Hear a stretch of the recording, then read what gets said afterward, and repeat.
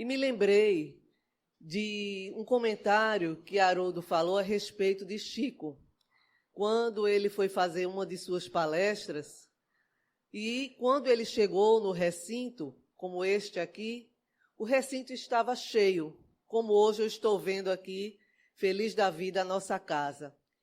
E ele disse assim, que bom, né, se a casa está cheia, porque muitos estavam com saudades de Jesus.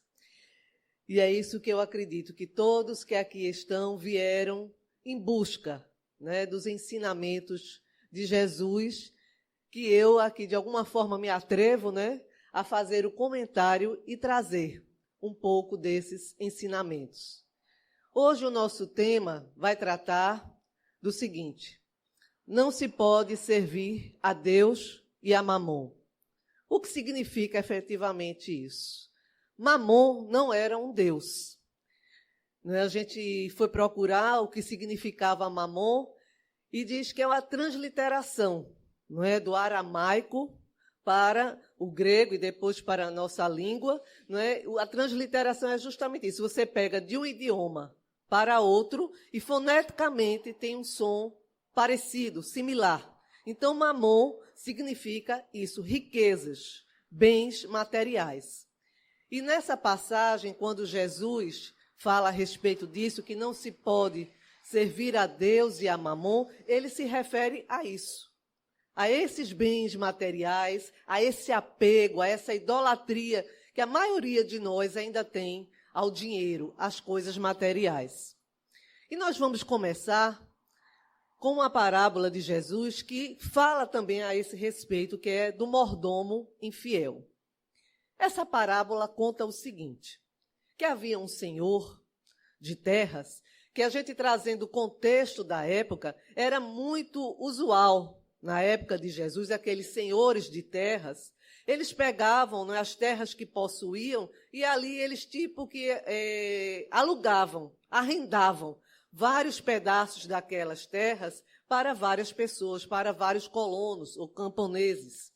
E ali, geralmente, eles tiravam ali da terra o trigo e tinha também, não é, o azeite, o óleo. E ali eles estabeleciam um contrato, não é, com aqueles arrendatários de quanto eles teriam que pagar aos donos ao dono da terra.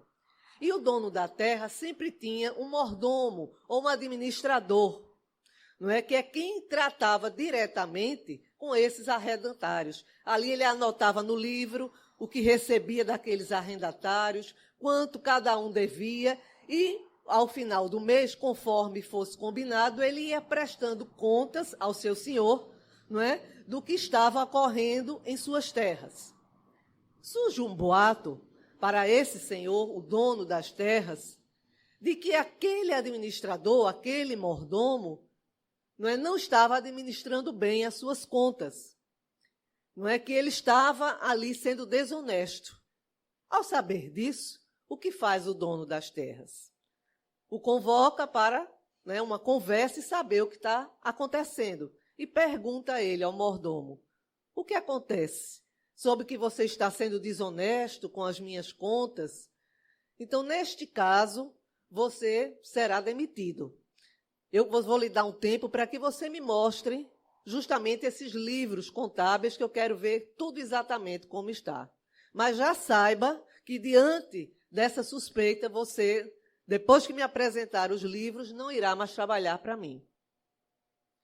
Então, ele, naquele momento, ao saber, não é, que já estava demitido, ele pensou o que fazer. Ele se cavar, não é, ser agricultor, eu já não tenho mais forças nem idade.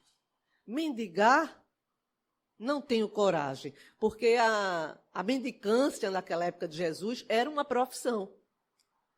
Não é? E existia uma lei para esses administradores que, por acaso, burlassem ou que roubassem, que eles poderiam, além de pagar uma multa, serem até presos.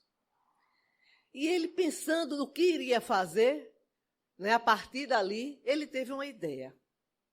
Como os arrendatários não sabiam, não é, que ele já estava sumariamente demitido, ele foi, chamou cada um daqueles arrendatários e quis fazer um acordo com eles. Aí chamou um deles e disse, quanto deves? Aí ele disse, 100 medidas de óleo. Ele disse, bote 50. Aí modificou. E você? Quanto deve? Ele, 100 medidas de trigo. Que ele estabeleceu um padrão, não é? De quanto ele ia abater na dívida daqueles arrendatários, que na época correspondia a 500 dinares, que hoje eu não sei dizer quanto seria. Agora, como o óleo era mais caro, então ele abateu mais. E o trigo era mais barato, ele abateu menos, deu menos desconto. Mas era uma medida só, um padrão só de 500 denários. E resultado? E ele fez assim com todos. E modificou tudo aquilo ali no livro. Então, aqueles arrendatários ficaram felizes, né? Porque nunca se ouviu falar ali que algum administrador ou que algum dono de terra, por vontade própria, abatesse algum tipo de dívida. Então, eles fizeram uma festa e convidaram ele, foi aquela alegria. Mas, quando o dono da terra pegou aqueles livros contábeis e percebeu as modificações, ele disse, eu estou vendo aqui que você deu abatimento, que você fraudou o livro das dívidas. E ele ficou calado. Mas aí, eles, pronto, agora, né? Mas aí, aquele dono da terra entendeu o que ele fez e disse, pelo menos você usou, não é, desse dinheiro iníquo, desse dinheiro desonesto, para angariar amigos. Não é, para que quando você sair daqui, eles ainda te recebam em suas casas. Então, o que Jesus quis dizer com isso? Parece, né, que Jesus ali está aprovando, né, a fraude, a desonestidade, e não é. Ele aproveitou, né, que aquela era uma realidade muito conhecida daquela época, para trazer essa parábola, para trazer esse ensinamento. Então, ele compara, do ponto de vista espiritual, quem é o Senhor detentor de tudo? Deus. Não é? Quem é esse mordomo infiel? A humanidade, todos nós. Não é isso? Então, ele disse, já que pelo menos, não é, tens as tuas imperfeições, já que fazes algo errado, pelo menos te utiliza disso para fazer o bem a alguém. Porque na medida que eu abato a dívida de alguém, eu também estou abatendo a minha perante Deus. É claro que eu não vou deixar de responder pelas minhas atitudes equivocadas. Evidentemente que não. Mas, pelo menos, se eu ajudo alguém, não é, com o meu comportamento, eu minoro as necessidades de alguém, então ali aquela pessoa que naquele momento estava com a cruz tão pesada, mas que naquele momento eu me aproximo dela e ajudo a carregar aquela cruz, eu estou ou não abatendo um pouco a dívida daquela pessoa perante a justiça divina? E é isso que, não é, Jesus queria trazer para nós. Mas aí a gente disse, não, vamos buscar alguém que realmente, né, além de Jesus, aqui dentro da doutrina espírita, possa nos trazer uma interpretação realmente abalizada. E a gente encontrou isso em Emmanuel, aqui neste livro, Pão Nosso, no capítulo 111, quando ele diz assim, também vos digo, granjeai amigos com as riquezas da injustiça. Bastará recordar, neste sentido, que quase todos os estados terrestres se levantaram há séculos sobre conquistas cruéis. Com exceções, os homens têm sido servos dissipadores, que no momento do ajuste não se mostram à altura da mordomia. É ou não? Se a gente fizer uma recapitulação, né, da nossa história, né, da humanidade, né, quantos reinos, quantas cidades, quantas fortunas não foram erguidas em cima da exploração, do suor de tantos outros, mas que ainda assim, de alguma forma, favoreceu, não é, o crescimento, a prosperidade, ou daquela família, ou de algumas pessoas, ou daquela localidade e do mundo. Não é? Nós sabemos que o que existe hoje não foi construído em cima da paz, né? Em cima do amor e da caridade, infelizmente. Porque, como a gente já viu aqui em outros momentos, nós optamos por um plano diferente do que Deus havia traçado para nós, que era de sermos a sua imagem e semelhança. Nós resolvemos traçar um plano diferente, não é? De os mais fortes sobrepujarem os mais fracos, né? Os mais ricos, muitas vezes, explorarem os mais fracos e assim por diante. Mas que ainda no meio disso aí, há uma maneira de se extrair algo de bom. Continuando. Eis porque Jesus nos legou a parábola do empregado infiel, convidando-nos à fraternidade sincera, para que, através dela, encontremos o caminho da reabilitação.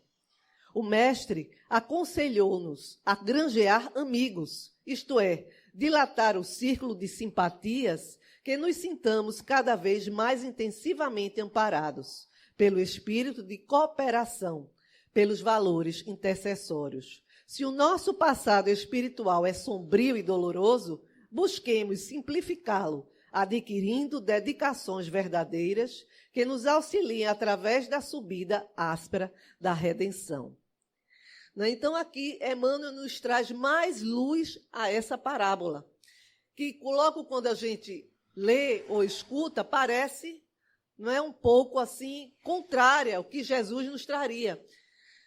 Mas, justamente, Jesus aqui nos mostra que tudo que existe no mundo é por empréstimo de Deus. Né? E que mesmo Ele nos emprestando, e nós muitas vezes agindo como esse mordomo infiel, mas ainda disso, se no meio do caminho a gente ajuda aqui ou acolá alguém, nós estaremos, não é, amenizando o sofrimento dessas pessoas e também, quando chegar a nossa hora, não é, de mostrarmos o livro da nossa existência, não é, ele vai ver que mesmo em algumas coisas estejamos sido esse servo infiel, mas em outras também acertamos. E nós vamos trazer um exemplo de André Luiz, de nosso lar. Ele, enquanto estava aqui, encarnado, ele era um médico muito competente, não é? Mas que ele vivia voltado para quê? Para o dinheiro, para o status social de ser um médico conhecido, reconhecido, não é, de viver de uma forma abastada, de viver bem. E tinha uma senhora que uma vez o procurou para que ele ajudasse o filho dela. E ele nunca queria, né? Sempre mandava ali a secretária dispensar aquela senhora. Mas ela tanto insistiu pela necessidade que tinha, não é, de que ele ali consultasse o seu filho, que ele deixa, vamos. E ele trata, não é, aquele rapaz, faz aquela consulta, faz tudo como deveria ser, usou da sua competência de médico, fez tudo como deveria. E com isso, aquele rapaz realmente veio a restaurar a sua saúde. E quando ele retorna à pátria espiritual, eis que aquela mulher que ele ajudou ali, mesmo com aquela má vontade, era uma das pessoas que orava e pedia por ele, além de sua mãe, claro. E que depois ele a reencontra em nosso lar e fica até envergonhado, porque ali ele já tem noção, né, de como ele deveria ter agido e do mordomo infiel que ele foi. Mas ela se apresenta a ele com aquela simplicidade e humildade e ainda de novo agradece por toda a ajuda que recebeu dele quando ele aqui estava. Então veja só, então não se trata às vezes só de riquezas, de moedas, mas às vezes nós temos a condição de ajudar com o nosso conhecimento, com o nosso intelecto, às vezes com a posição que a gente tem, às vezes de influência, de ajudar alguém a conseguir determinada coisa, e muitas vezes a gente não faz. Por quê? Porque aquela pessoa não nos pode dar nada em troca, do ponto de vista material. Então, muitas vezes, nós agimos como André Luiz agiu naquele momento. Não, dispensa, manda passar outra hora e vai dizendo assim até que a pessoa desista. Então, é importante nos atentarmos para essa situação, não é? Para que a gente não haja dessa forma. e mesmo que em muitos momentos a gente ainda se utilize disso, mas que também a gente tenha, não é, essa inteligência, não é, que ele teve de ajudar outras pessoas para granjear justamente os amigos, mesmo que através da injustiça. Continuando no nosso assunto, aí nós vamos entrar noutra parábola de Jesus, que aí já trata de outro aspecto de como a gente serve a Mamon, através da indiferença.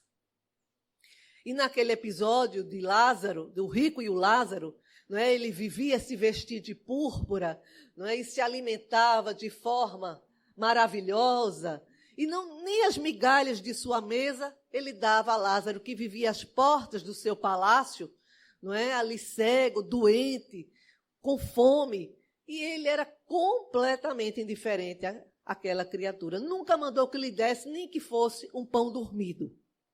Eis que, um dia, não é, como acontecerá com todos nós, ele vai à pátria espiritual e se vê numa situação muito difícil. Não é, pela sua culpa, pelo seu comportamento aqui na terra tão materialista, tão ligado às riquezas, ele acha que está no inferno, que está queimando, e de repente, não é, ele tem aquela visão, o seio de Abraão, porque o seio de Abraão na Bíblia representava justamente a divindade, o Senhor. E ao lado, não é, lá no seio de Abraão, ele vê Lázaro e pede que, por favor, lhe molhe a boca com um pouco d'água. E é explicado a ele de que onde eles estavam não poderiam chegar até ele, que ele, de onde estava, também não teria condições de chegar aonde eles se encontravam. Por quê? Porque havia uma distância vibracional, havia uma distância espiritual, que Lázaro, né, não poderia, até que se quisesse, chegar, porque ele não tinha a condição de receber aquela ajuda naquele momento. Então ele pede, não é, que alguém volte e diga aos seus irmãos, algum espírito volte e diga aos seus irmãos daquela situação, para que eles acordem, não é, para a realidade espiritual. Então é dito a ele, se todos os profetas e tudo que foi dito não serviu para que eles mudassem o comportamento, até mesmo que algum espírito vá até eles e fale sobre essa realidade, ainda assim talvez eles não acreditem. O que ele quer dizer com isso?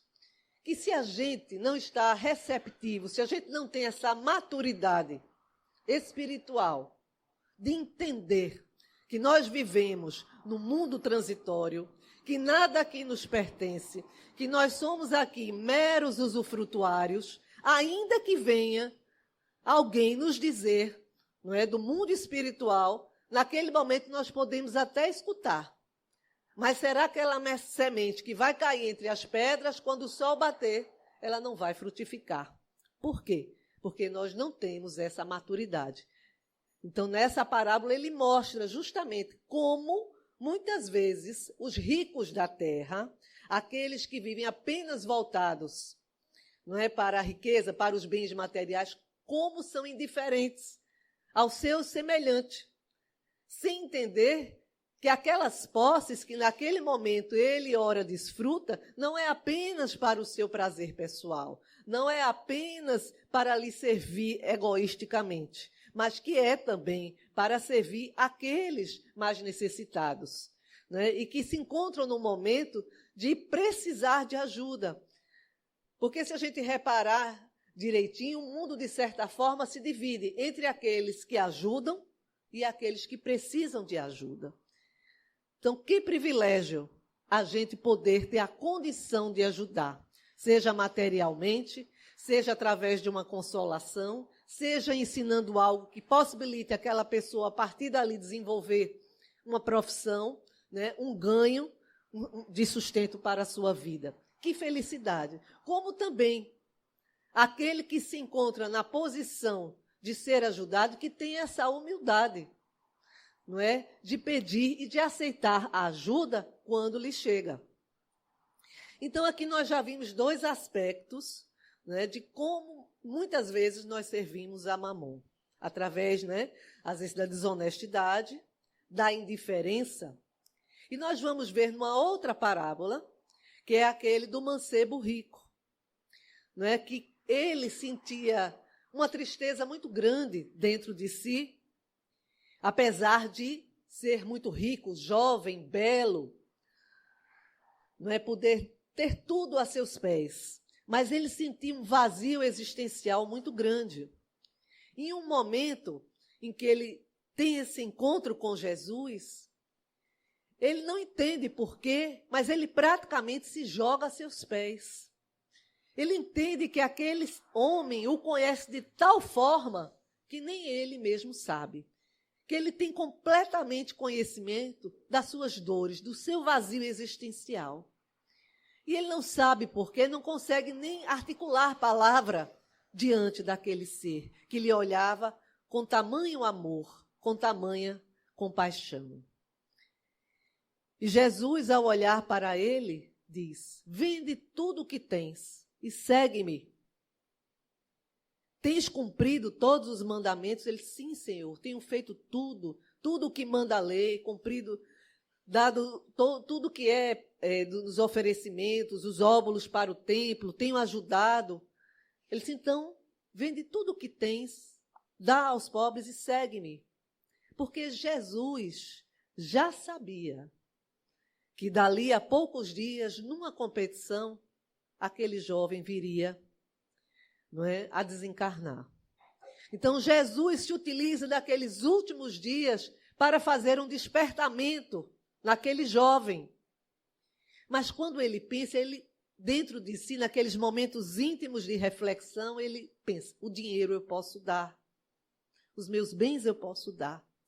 Mas o que ele não conseguia se desapegar era da bajulação, da vaidade, de ser um jovem, de ter todos à sua volta, de ser aquele homem que competia e que todo mundo aclamava, que todo mundo admirava. Disso não. Disso eu não consigo abrir mão. Então, ele ali faz um esforço tremendo dentro de si, olha para Jesus e diz: espera pelo menos, eu tenho uma competição daqui a poucos dias, em que eu já comprei belos corcéis, belos cavalos aos partos.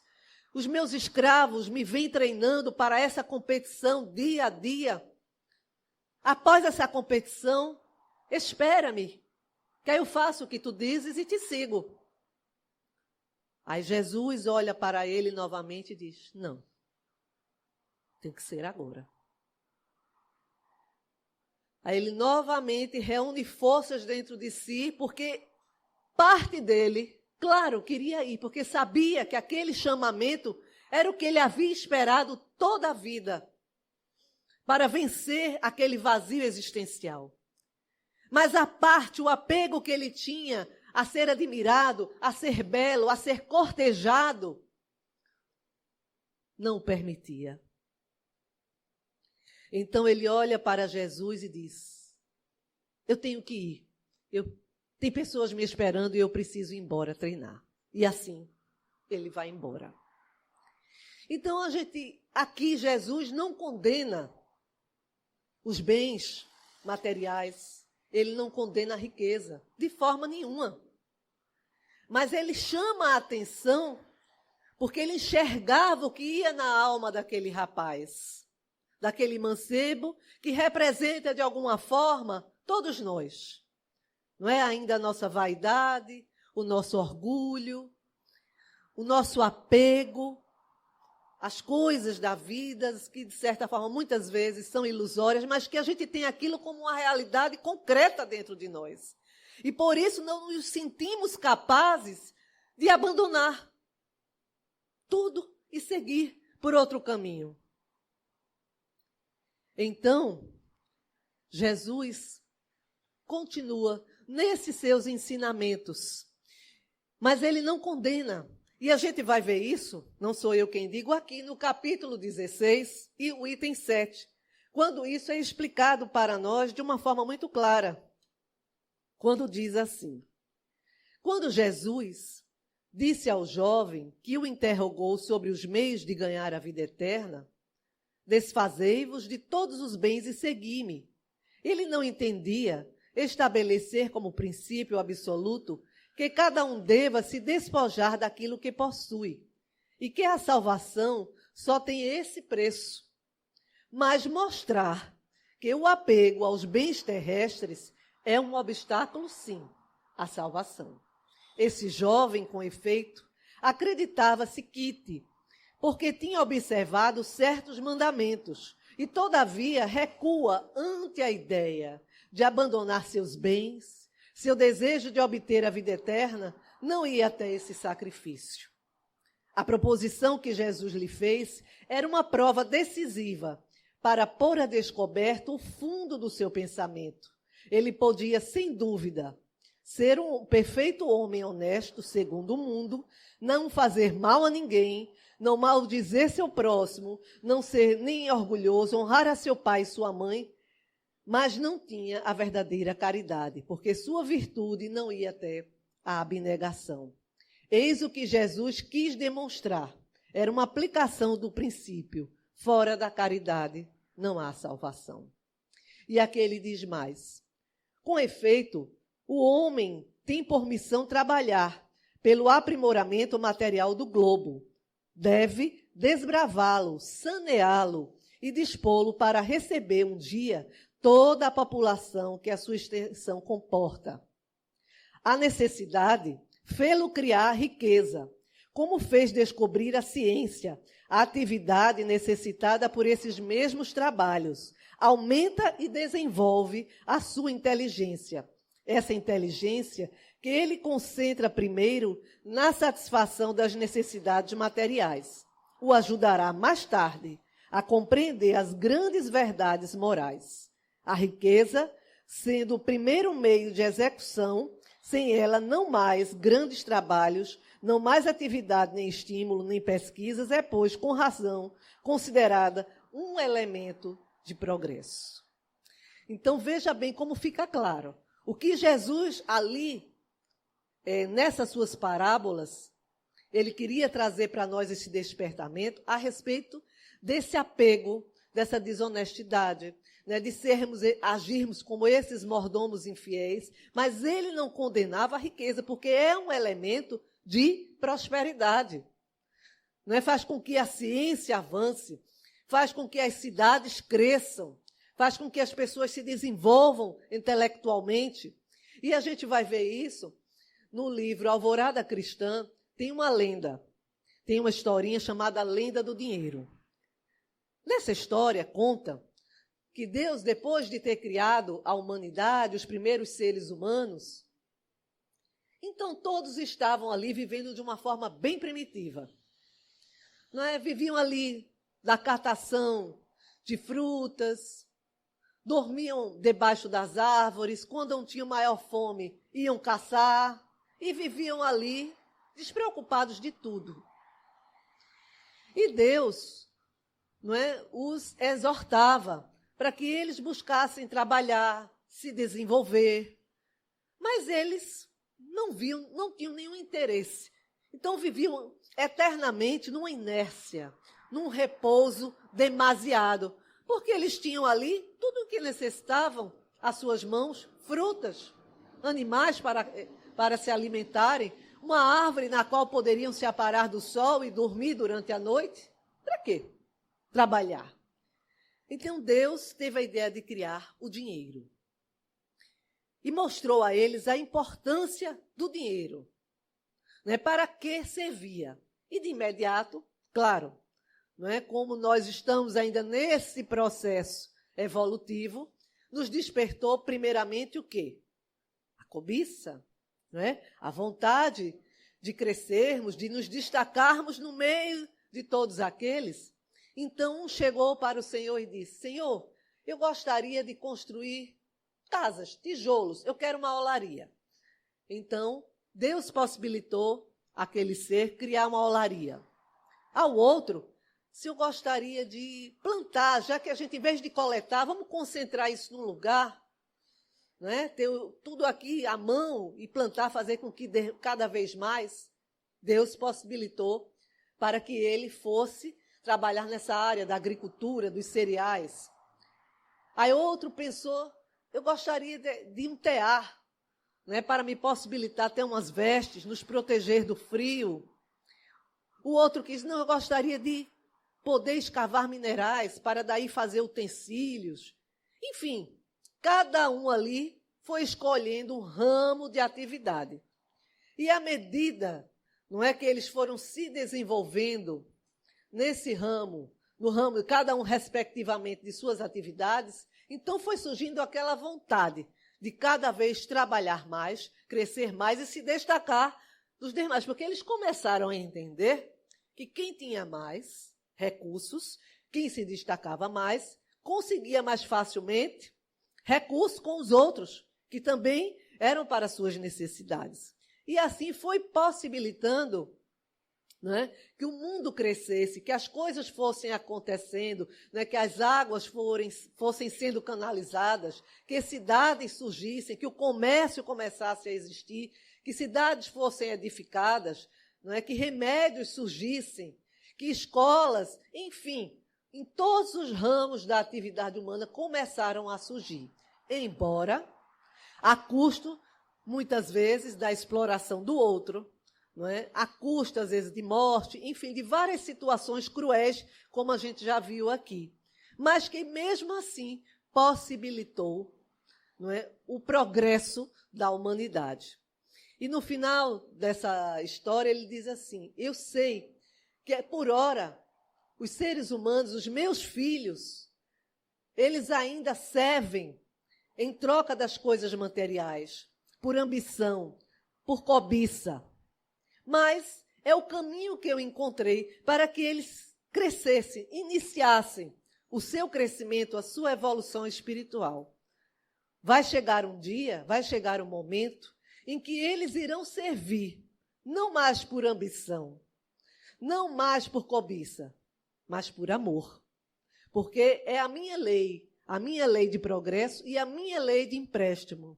Porque tudo o que eles estão vivendo, tudo o que estão nas mãos dos meus filhos é pela lei de empréstimo.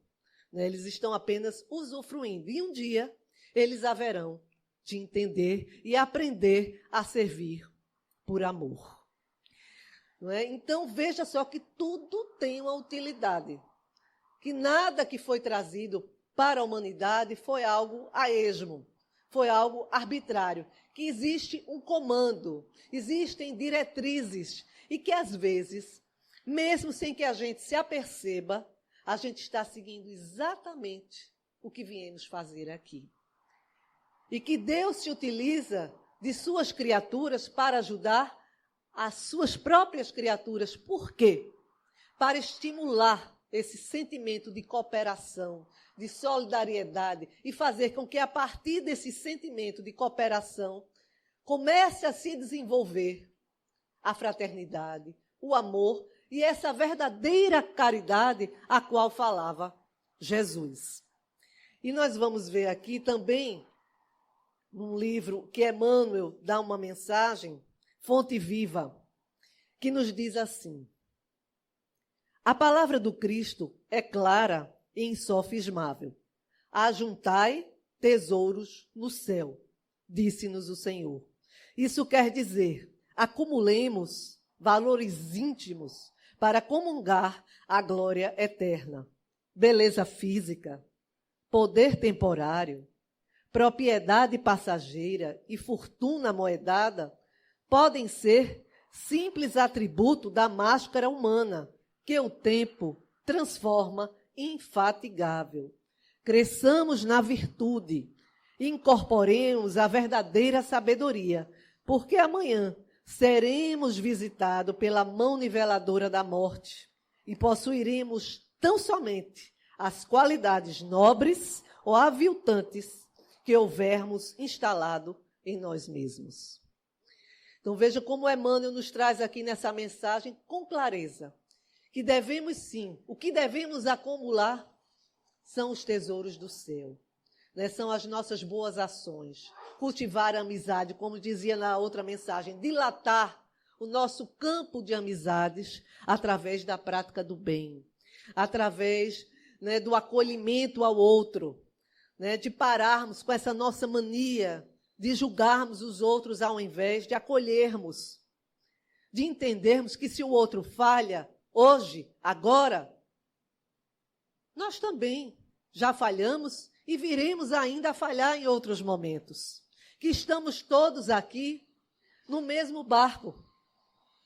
Às vezes, um ou outro está numa melhor situação, seja moral ou espiritual. Um é mais esforçado, realmente busca seguir o evangelho de Jesus, busca ser uma pessoa moralmente, espiritualmente melhor. Mas a grande maioria de nós ainda dorme. Como dizia Isaías, desperta, ó tu que dormes. E nós sabemos, quando a gente olha no mundo aí fora, quantos ainda estão dormindo? Quantos ainda se acham donos de tudo, donos do mundo, porque possuem haveres ou porque às vezes possuem uma inteligência, não é, grande, que se destaca. E aqui é como ele disse, no momento existe uma coisa que é niveladora e que é bastante democrática, chega para todos, é a morte. Né? E quando a gente passar para o lado de lá, não levaremos nada. O que levaremos conosco é o que fizemos de bom, é o amor que demos aos outros, o amor que recebemos. Isso sim, vai ser o nosso momento, né, de mostrarmos o nosso livro perante a espiritualidade. E não pense que lá seremos julgados. Seremos tratados com amor, com acolhimento, com respeito. Apenas teremos que despertar para essa realidade espiritual e seremos convidados à transformação, para que quando em outro momento a gente volte a reencarnar, possamos estar numa situação mais feliz. Isso aqui nos lembra naquele texto de Mateus que diz assim: por que vos preocupais com o que haveis de comer, de beber ou de vestir? Não é o corpo mais do que as vestes? Não é o corpo mais do que o alimento?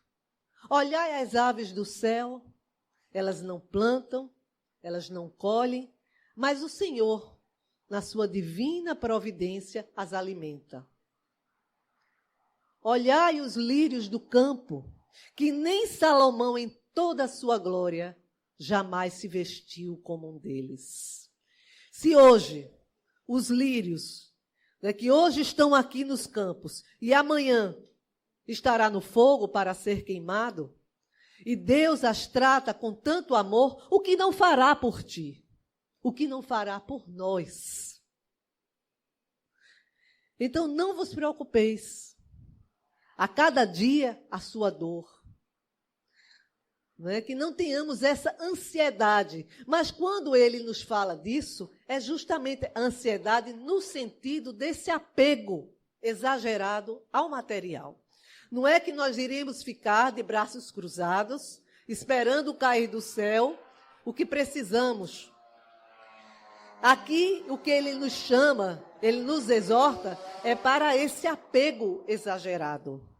Não é? Essa ansiedade que nós temos do ter. Sem nos preocuparmos em ser. Então, se ele, que é um Deus de amor, ele não é apenas um Deus de providência, ele é um Deus também de previdência. Então, ele sabe de tudo o que necessitamos. E nessa passagem fala a respeito disso. Ele sabe de tudo o que necessitais. Então, ele sabe o que cada um de nós aqui necessita. E ele há de nos dar as condições de obtermos sempre o necessário. Agora, claro, temos que fazer a nossa parte, mas não movidos por esse sentimento, não é? Da cobiça, de que o que eu quero ter, eu passo por cima de qualquer um, não é? Para ter aquilo que eu quero, para ter o status, a posição, o dinheiro, o trabalho que eu quero, eu passo por cima de qualquer um, eu piso em cima de qualquer um. Ou uma vez chegado lá, eu não quero nem saber quem está embaixo, cada um que se vire. Aquele ditado tão dito, né? Sempre. É cada um por si. Não existe nada mais errado, mais equivocado. Porque queiramos ou não, as nossas vidas, os nossos destinos estão interligados. O que fazemos uns com os outros repercute. Por quê? Porque nós somos seres de repercussão. O que fazemos, às vezes a gente diz, não tenho nada a ver com... Tem sim. Eu não posso resolver o problema de todo mundo. Eu, muitas vezes, não consigo nem resolver os meus. Isso é fato. Mas, na medida que eu tenho um comportamento que é bom, que é positivo, comigo mesmo e com o outro, isso repercute na vida dele. Da mesma forma que se eu ajo mal, se eu sou egoísta, que eu trato mal alguém, isso vai repercutir na vida dele. Às vezes até em alguém que a gente não conhece na rua, que às vezes passa por nós, a gente vira a cara, a gente dá um muxoxo e vai que não quer nem ver. E às vezes aquela pessoa, naquele momento, tudo que ela precisava era de um sorriso, era de um bom dia, era de um olhar, não é, fraterno em sua direção, para que naquele momento ela criasse nela a esperança, a vontade de continuar. E eu acredito que cada um de nós aqui já viveu algum momento assim, em que estava triste, em que estava realmente numa situação difícil e que alguém chega, diz uma palavra, ou a gente escuta uma mensagem, uma palestra, ou lê algo e de repente aquilo nos revigora, nos dá esperança, nos traz uma luz.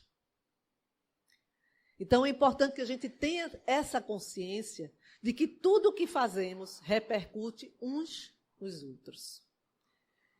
E por conta disso, é que a gente tem que aprender a servir a Deus. E cada vez mais a gente ir tendo esse desapego. Não é que a gente não vai mais se utilizar das coisas materiais. Não é que a gente vai ter uma vida de ascetismo, né, isolado, enclausurado, né, se torturando, não comendo, uma vida de faquir. Não é isso. Deus quer que a gente viva no mundo, mas sem sermos do mundo. Essa é a missão do homem inteligente e a gente vê isso no Evangelho segundo o Espiritismo, quando ele nos aconselha justamente isso, a vivermos no mundo, a darmos a nossa contribuição em amor, em trabalho, em amizade, em esperança, ou se temos riquezas, se temos haveres, que possamos de alguma forma direcionar isso também para produzir nos outros um trabalho digno, produzir nos outros o conhecimento. E nós vamos ver naquela bela passagem, que é a que eu quero terminar, deixei ela para o final propositalmente, que é de Zaqueu. Quem era Zaqueu?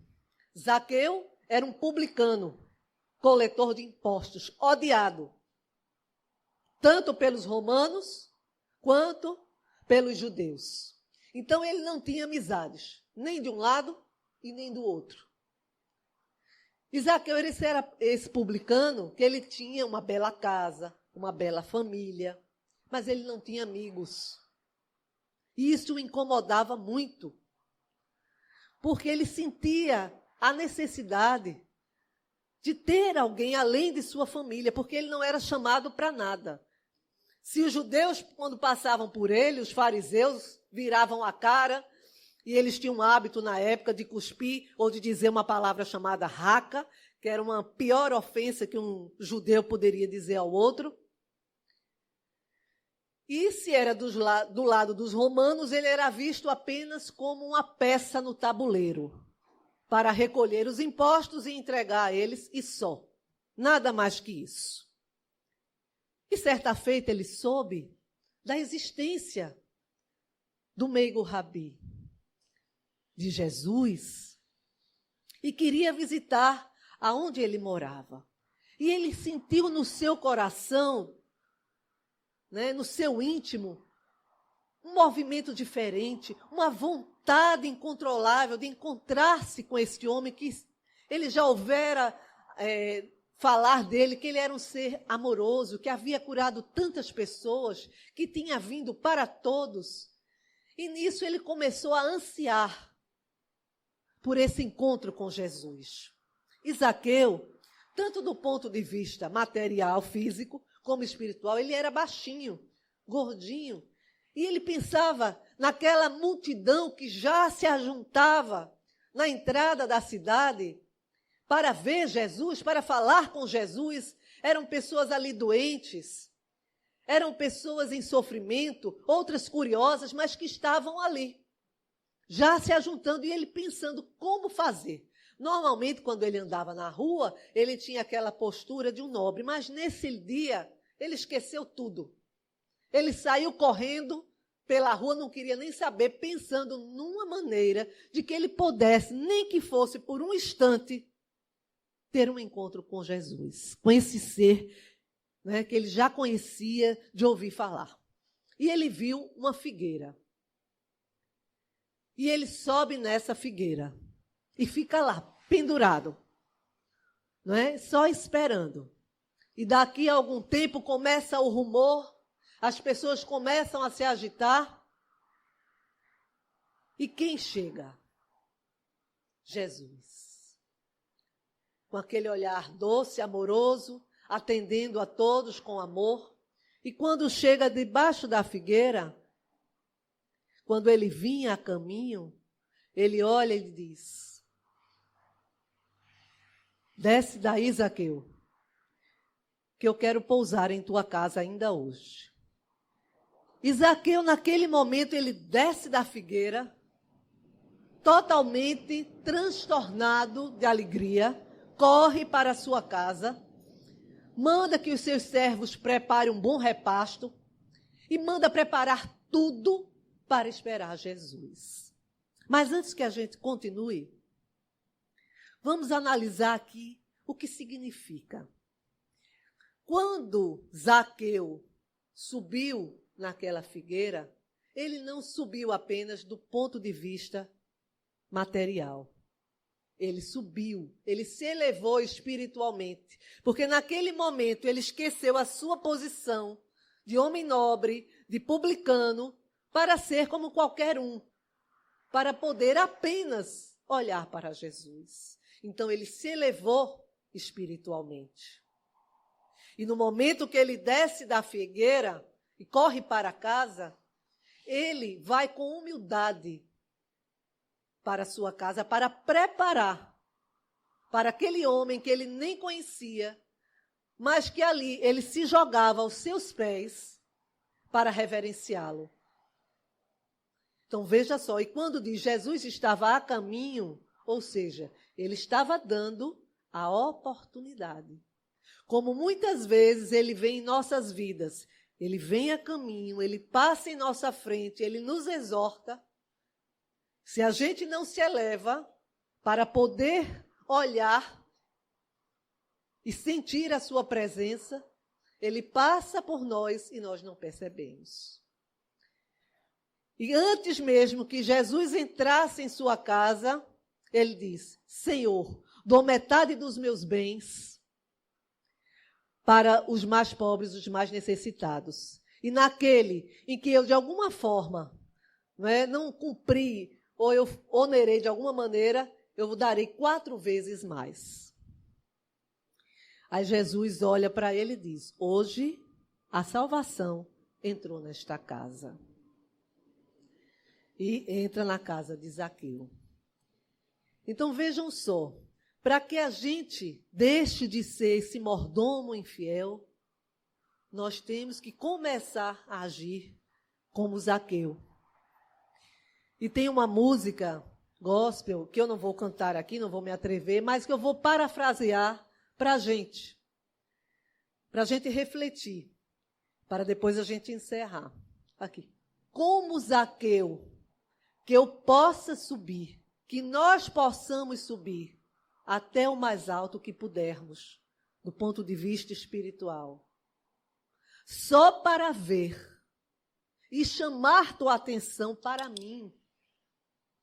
Então, que possamos subir como Zaqueu e chamar a atenção de Jesus para nós.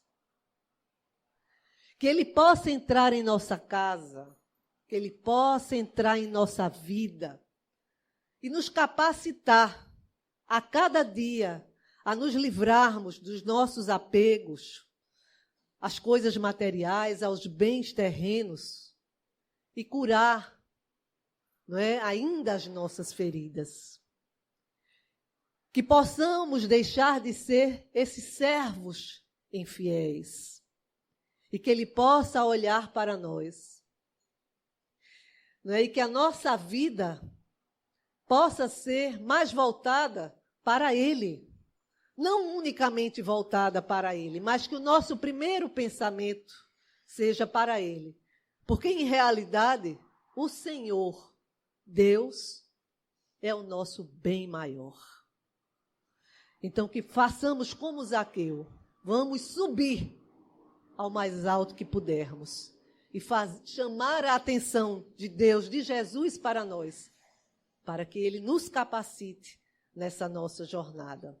E para encerrar, nós vamos trazer aqui um pequeno trecho do capítulo 2, quando uma rainha que desencarna e que ela pensa que na existência dela, ela também encontraria lá, não é? Esse mesmo reino, que ela seria recebida dessa mesma forma. E eis que ela nos fala o seguinte: para se preparar um lugar neste reino, é preciso a abnegação, a humildade, a caridade em toda a sua prática celeste, a benevolência para com todos. Não se vos pergunta o que fostes, que posição ocupastes, mas o bem que haveis feito e as lágrimas que enxugastes. Então vamos lá. Esse é o nosso convite hoje. Que possamos aprender a servir a Deus e que façamos como Zaqueu. Vamos subir o mais alto que a gente puder. Muita paz para todos.